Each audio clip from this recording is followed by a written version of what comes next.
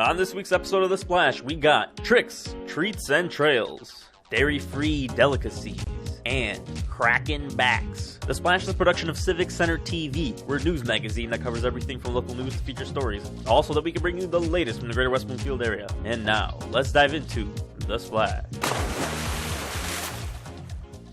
Hi, I'm Brooke Allen. Welcome to The Splash.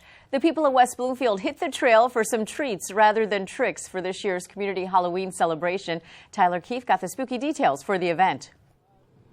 Well, people have been asking me all season long, Tyler, what are you going to be for Halloween? Well, I'm a ghost.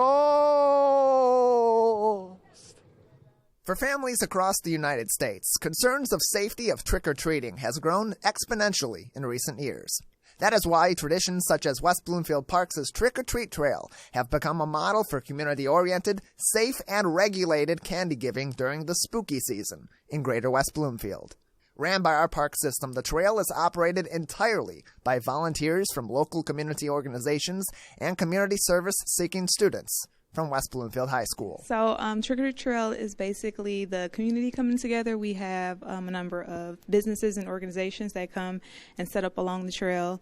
And then we have sponsors, of course, that help us make the event possible as well. And then we have volunteers mostly, which are high school students that come out and they dress up in our different character costumes.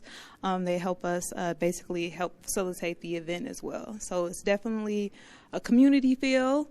And takes basically everyone to kind of get the event going and for it to be successful. On top of greater safety for our spooky little friends, the Trick-or-Treat Trail helps to introduce greater West Bloomfield and its neighbors to our fine community organizations and businesses, providing a sweet benefit not only to our local families, but to the people who contribute to making our area a community every day. And then we have, of course, our little trick-or-treaters that come out and they go around our path, which is about about a mile. Yeah, and they go from each station, each of the businesses set up along the trail, and they have different giveaways for them. That's attached with sometimes different coupons that's also beneficial for the parents as well. And then we had some of our pet businesses that came out and they had some treats and stuff for your pets as well. So it's a lot of assortment. It's kind of based on, some of them kind of gear their treats and stuff based on what their business is. And basically just go from station to station. There's different opportunities for them to take pictures with the different characters that we have set up along the way. So it was definitely a good family event. Happy Halloween, everybody! Reporting for The Splash, I'm spooky Tyler Keefe. You can find more information on our website at civiccentertv.com/ohsospooky2019. And speaking of something spooky, dairy. Jenna Skalski visited Henry Ford Hospital to find out ways to cook delicious dairy-free meals.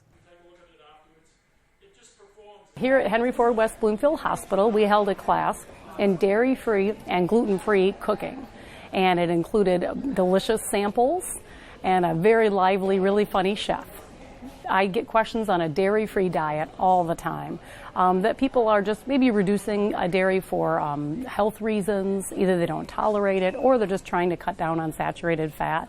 And so this class was great in that we got to try some recipes with some dairy alternatives. And then a lot of people are investigating gluten-free diets because it might be healthier for their gut microbiome, and it's nice to incorporate some new, different grains in your diet. So. Expert chef Paul Penny emphasizes the importance of making these classes accessible to the public. So education is king. Education is king. If nothing else, it broadens their horizon of things that they may want to try. As I said earlier in the presentation today, 10, 20 years ago, if you were had gluten or dairy issues, it was hard to find products. Now there is a plethora of products that you can use to make your dining experiences or your food eating experiences much better. We asked the cook what his favorite dish of the night was, and just like the rest of us, his favorite was dessert. So I'm always partial to the tofu chocolate mousse, and I do that one. I've been doing that one for 20 years, and that's a fun one to do because people who haven't tried tofu are totally amazed that it can taste like that. And secondly, I think that the second dish was the chicken in the cashew cream, because you get the richness, the unctuous taste of the cashews that are so creamy. And then when you cook the chicken in it, it just makes it silken and just beautiful. It was great. The energy in the room was so much fun. And everyone really liked the samples. Yeah, it was a really fun time. Yeah, I just would love it to invite everybody out for our future events. I think everyone has a good time, and everybody, I'm sure, always learns something. For more information on the demonstration kitchen, please visit the West Bloomfield Hospital's website. Reporting for The Splash, I'm Jenna Skelski. For more, you can visit civiccentertv.com/dairy-free delicacy. Later in the show, our backs get cracked, and we'll have an interview with a hardworking social worker. Don't go away. You're watching The Splash on Civic Center TV. This hour of programming is brought to you in part by Henry Ford West Bloomfield Hospital. 10 years ago, Henry Ford Health Systems celebrated the grand opening of its West Bloomfield Hospital. Since then, they've celebrated innovative new technologies, medical breakthroughs, and unique approaches to health and healing. To learn more about Henry Ford West Bloomfield Hospital, visit henryford.com/West Bloomfield 10. Henry Ford West Bloomfield Hospital is a proud sponsor of Civic Center TV, television that's close to home. There's Friday nights on the gridiron, then there's This Week in Laker Football. Join Dave Scott and head coach Ron Bellamy as they talk about the last week's game, preview the upcoming matchup, and talk to some of your favorite players and your favorite people from West Bloomfield High School. Airing weekdays at 4 p.m. and 8 p.m. on Civic Center TV and on the radio on 89.3 Lakes FM. And now, back to The Splash on Civic Center TV. Welcome back to The Splash. I'm Brooke Allen. Thank you for being with us. Levine Chiropractic is a highly recommended clinic, and this team has been running this city for many generations. Ryan Younglove brings us the story. After working a long, hard day on the Splash set, my back is very sore. Let's go visit the Levine Chiropractic Clinic and see what they can offer. When my grandfather started this practice, his goal was to treat the overall person, not just the complaint the patient comes in with. And what we want to do is we look at the whole body. We look at when a patient comes in, they get a consultation, a history. Most patients get some type of imaging so we can see what exactly is going on inside the body and the structure, the biomechanical structure in the body. And from there we make the decisions as what is it that that patient needs. We offer all varieties of chiropractic care, ranging from your traditional chiropractic adjustment to spinal decompression, traction, coxflexion, distraction, as well as some lifestyle changes. Things like that can make a huge difference in their overall health. We're very fortunate. The community has been wonderful, and I don't believe we'd be able to have this style of practice in any other place. And we're just honored and privileged to be here and to be able to serve the community that we live in. This is where I'm from. I'm born and raised here. Been in serving the Metro Detroit area now for over 30 years, and able to explain and teach people. See, to be a doctor is to be a teacher. And we teach people about what chiropractic is, because let's face it, and some of those who are watching here, you've never been to a chiropractor. You don't know what chiropractic is. You only know what other people have told you. So it's our job to put that out to you. We want to inform the community that there's options out there that can help them. And you know what? If there's something that's not in our world, I'll let you know that also and get you to the right person. We're a team. And this is our city. Why would I go anywhere else? That is much better. The Levine Chiropractic Clinic not only fixed my back, but can help many people in the community with problems of all variety, which is why they are one of the best chiropractic clinics in the area. This has been Ryan Younglove reporting for The Splash. To learn more on this story, you can visit civiccentertv.com/Levine team. Now it's time for the Civic Center TV event update, where we provide you with upcoming events going on in our community. For a look at additional events, visit civiccentertv.com/events.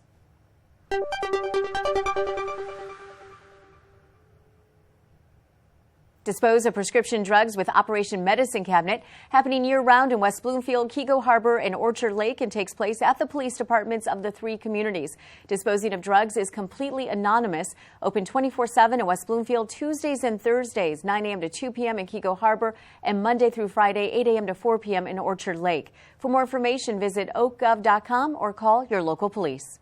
If you enjoy songs and also enjoy stories, then perhaps you might enjoy Stories and Songs, happening at the library. Every Thursday from 10 to 10:30 a.m., visit West Bloomfield Public Library for some special dual language stories and songs. Admission is free. For additional information, go to westbloomfieldlibrary.org. Come to Henry's Market on Main. This market hosts a variety of freshly grown food, and yes, there is free samples. Learn from expert chefs on how to prepare a meal with the ingredients grown from Henry Ford's very own greenhouse. The market is open Wednesdays from 9 to 5 and is free and open to the public. For more information, go to henryford.com. Get creative at the library. Children ages 2 to 5 are invited to My Little Artist class at the West Bloomfield Public Library. Here they can use their imaginations and creative skills to make many different fun crafts. No registration required. The class runs every Monday from 10 to 10:30 a.m. For additional info, visit westbloomfieldlibrary.org. It's about time you benefit your beautiful baby's brain by browsing books. Books and Babies, taking place at the library Fridays from 10:30 a.m. to 11. The group introduces babies to books in an effort to stimulate and improve brain development. Along with books, there will also be puppets, rhymes, and finger plays. Go to westbloomfieldlibrary.org for more information on this event. Hey You, Let's Talk, every Wednesday from 10 a.m. to 12 p.m. Come improve your English language skills at the West Bloomfield Public Library. These talks are facilitated by a tutor from the Oakland Literacy Council, and you can stop by any time during the length of the event. Registration is free. For more information, you can contact wbref@wblib.org. That's it for this week's highlights. You can find more events online at civiccentertv.com/events and see everything going on in the greater West Bloomfield area. We're going to take a short break, but when we come back, I'll sit down with Wendi Henning from Children's Hospital of Michigan. Don't go away. You're watching The Splash on Civic Center TV. Laker football is live every Friday this fall on Civic Center TV, WBTV, and 89.3 Lakes FM. Tune in before every game kicks off at 7 p.m. for live analysis from Dave Scott and Tyler Kieft, and then another great Laker football matchup. You can listen on Civic Center TV, WBTV, and of course on the radio on 89.3 Lakes FM and on the web on lakesfm.com. And now, back to The Splash on Civic Center TV. Welcome back to The Splash. I'm joined this week by Wendi Henning from Children's Hospital of Michigan. And Wendi, thank you so much for being with us. Thank you for having me. So you work at Children's Hospital. Tell me what you do. I am a pediatric oncology social worker on the outpatient side. So I work with families and children who are recently diagnosed with cancer and follow them throughout their journey through treatment and beyond. You are pretty much the first person that they see, besides the doctors, obviously, but the one who kind of says, okay, this is what we have to do. Yeah, so sometimes I'm there when the doctor is there, when the doctors and nurses go in and talk about a treatment plan. Sometimes there's only one of me, and in our institution there are 19 of them, so I can't always be with them. But I typically go in and try and pick up the pieces after if the family is, open to talking to me, and then I just try and be there for them throughout the process. So tell me, how many kids are diagnosed with cancer? 43 a day in the United States, so quite a bit. Mm-hmm. Here in Michigan, my best estimate would be around 300 a year, maybe a little bit higher. We see about 100 plus per year in our institution at Children's Hospital of Michigan in Detroit and Troy. So these kids, when they get diagnosed, obviously the families have suspected something's been going on, right? They've been through a battery of tests. Sometimes. Yeah. And then the diagnosis comes in, and where do you start? It's, always start where they are. Sometimes their biggest concern is talking to the medical team and hearing something reassuring or just getting to the bottom line. Sometimes they are already struggling financially or emotionally, and they know that I might be helpful to them right away. But the first thing that I do is just assess where they're at and see what they need help with. A lot of times the financial struggles associated with, I mean, now there's a term for it, it's called financial toxicity of cancer. It's huge. And oftentimes one or both parents have to either cut their working schedule or not work at all because a child with cancer can't go to school typically, and they can't go to daycare. Right. And a parent has to for be a long with them. period of time, right? Yes. I mean, the minimum is usually, what, a year? Most cancers, they end up having to be out of school or daycare for about a year. Sometimes it's 6 months. But the most common childhood cancer is acute lymphoblastic leukemia, and that is 2.5 years for girls and 3.5 years for boys. And at least for the first year, they're typically not going to school. So that treatment, that's the length of the treatment? Yes. So imagine being a family and one of you has to stop working. You have other children maybe. Yeah, it can right? change complete career trajectories, and it can affect their daily living with their other children. A lot of times I'm trying to help with resources for the other children because they might be struggling in school. A lot of times parents are struggling with their identity because now instead of going to work every day and having that identity, they're at the hospital constantly burdened with the stress of watching their child go through this. A lot of childhood cancers are treated not in the hospital. They can't. A lot of it can be done in an outpatient clinic, but that's gas going back and forth from home to the hospital in Detroit or Troy every single day with some cancers, and sometimes it's at least once a week when they're on active treatment.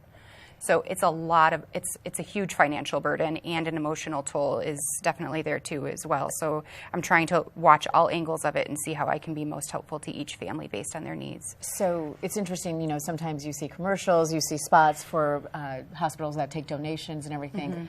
So what about Children's Hospital? Can somebody say, you know what, I have never experienced this, but I want to help? Absolutely.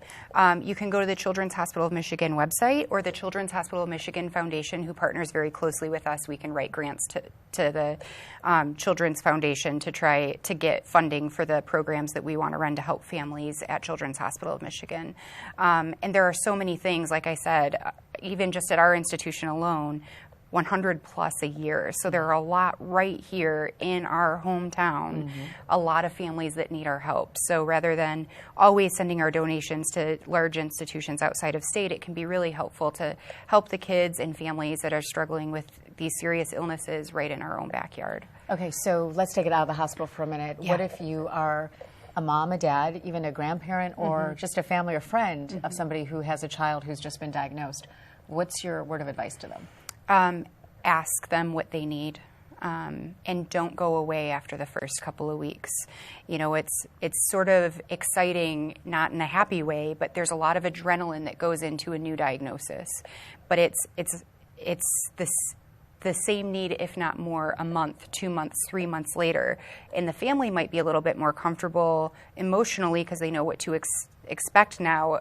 They're not in a completely different country anymore. Right. They're now learning the language and things have calmed down a little bit, but they're still struggling financially. They're still away from home a lot. So ask them what they need and don't stop asking, because just a lot of times people will say, just let me know if there's anything I can do to help. Right. And it's so difficult for people to ask for help. And so an empty or blank invitation like that isn't always going to be accepted by someone who really needs help. So constantly checking in is really important. So we talked about there's survivors. Yep. The survival Lots rate of them.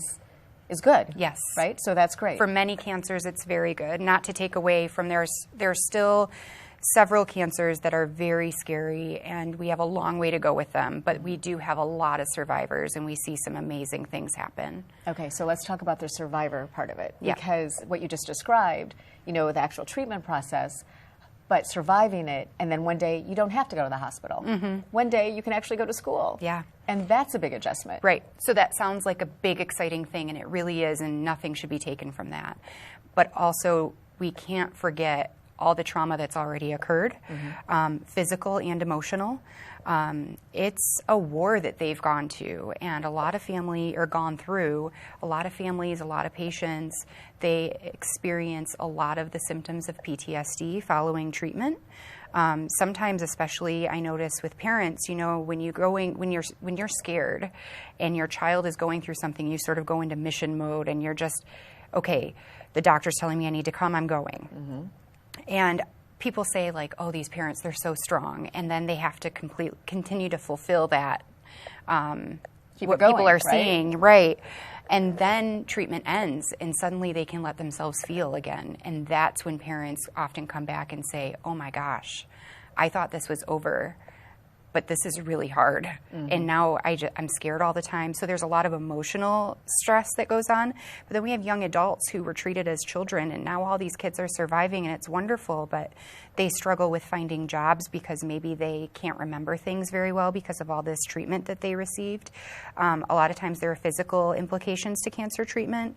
Sometimes their hair doesn't grow back the same way that it was, and that's kind of like the most surfacey one. Right. And then, sometimes they had to get radiation to parts of their body that don't continue to grow, and sometimes that's on their face. Sometimes they have a smaller arm or a smaller part of their face. Sometimes it's brain development. Sometimes it's a limb amputation. But all of these physical things that occur that we see or can't see affect their ability to form relationships. They affect school. They affect their emotional well-being.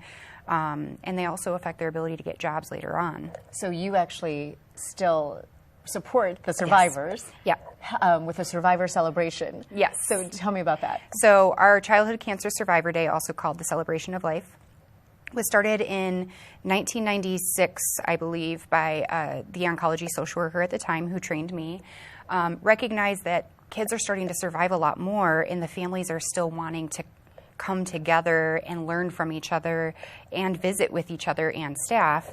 And it started as like a symposium where they could talk to each other and talk to other survivors and talk to medical staff about their survivorship. And it quickly over the years and it started as like 100 people in our hospital auditorium. Last year we had 1,700 people registered, all survivors and their families. We have some survivors that come that were our patients' children, treated like 40 plus years ago, and they come with their grandchildren now. And so the kids who are currently going through treatment and their parents can see these people moving on with their lives, but they can also have that affirmation that like, oh, they've been through it too, they get me. Right. And that's, so the whole picture is so important from beginning to end. Yep. And everything that happens in between. Everything in between, and regardless of what the ending is, whether it's moving forward, whether it's unfortunately, some losses, and I have the fortune of being able to watch it from beginning to end. And some people say I have, and actually I say end as if there's an end, and it really isn't. It doesn't ever end for these families, but I have that in the ability to see the perseverance and the resilience of humans. I mean, we're amazing. Children, most amazing, but to see what people are capable of. You have a family come in and you think, oh man, this is going to be a mess. And then you see them, even with limited resources, pull themselves through this intensely difficult situation, and it's so rewarding to see. Well, the holidays are coming up. Hopefully people will think about this and want to help kids and also the families. Yes. So thank you so much for joining us. Thank you for having me. And again, we've been joined by Wendi Henning from Children's Hospital Michigan. And now we find out how our children are affected by copious amount of screen time on this week's episode of Parenting on the Go.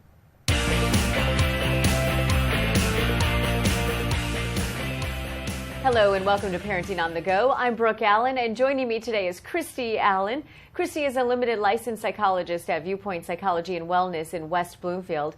And Christy, from a mental health standpoint, how important is it to limit screen time, especially cell phone use for kids? It's really important. So when we think about our kids, they have a lot of influences that are coming at them from a lot of different angles, cultural, social, peer pressures that are constantly coming at them. And when our kids have cell phones, that just means that these pressures can be at them 24/7. There's never a break. Our kids don't ever have a break. And for a lot of these young people, brain development, our brains are not fully developed until about 25 years old. So that's a lot of responsibility for our kids to have to not only handle the constant pressure, but then really be able to assess this information and integrate it in an age-appropriate way. So what is the age that you think kids should even have a cell phone? Yeah, so that's a difficult question. It really is on an individual basis. You really have to assess your kids for your kids. Markers that you can kind of assess are their maturity level, their decision-making patterns, how they make decisions, their communication skills. Some of these things can really help us to assess if they're ready. There's a lot of family situations that mandate that young kids have cell phones. And that's okay as long as, parents are aware of the responsibility a cell phone is and really helps their kid to handle that responsibility and share that responsibility with them. But in general, I generally would recommend that not younger than 12 years old to have their own phone. Yeah. So how do parents monitor that? And what is the biggest age group that's concerning? Yeah, so with middle school is a really difficult age. There's a lot of development that's happening socially and developmentally for kids in that age range. And so monitoring them during those middle school years can be really pivotal for a child to really help them, especially with the increased use of social media platforms and a lot of those cultural aspects that they have access to all of these things on their cell phones. So it's really important. There are resources for parents. There's apps that you can download now onto your phone and your child's phone. Oh, so on the parent's phone as well as the child's. You can link them so that you're able to monitor the content that they're accessing, the activities they're engaging in. Can you delete something from your phone, on your phone, from their phone? Do you know, does that make sense? Yeah, I'm not sure, to be honest. I've not done it myself. Right. But I do know that those apps are there, and also a lot of cell phone providers are now implementing different things that parents have access to help, their phones kind of turn off at a certain hour of the night or things like that to help limit the time and limit the content. Just one more question. Yeah. So will a kid ultimately choose their phone or playing outside these days? Definitely their phones. Really? It's definitely, it's an all-in-one. And it's not only kids, right? Adults do it too now. Right. We do a lot less gym. We do a lot less exercise because our phones have so many capabilities. It's our one-stop shop for all our work, social, cultural, everything is all in the palm of our hand now. And so for kids, that's really easy. They can do a wide range of things at any time because it all comes from their phone. They can watch videos, they can talk to their friends, they can, catch up on the latest trends. So it's really easy for them to do that. So it's fast, it's immediate gratification. And so the responsibility really lies on the shoulders of the parents to educate themselves and then share that education with their children about, why exercise is beneficial, why going outside is important, and why screen time should be limited. Okay, thank you so much. You're welcome. Okay, and thank you for joining us on this edition of Parenting on the Go. For more helpful parenting tips, you can visit the West Bloomfield Youth Assistance website at wbyouthassistance.org. For more episodes of Parenting on the Go, visit civiccentertv.com/parenting-to-go.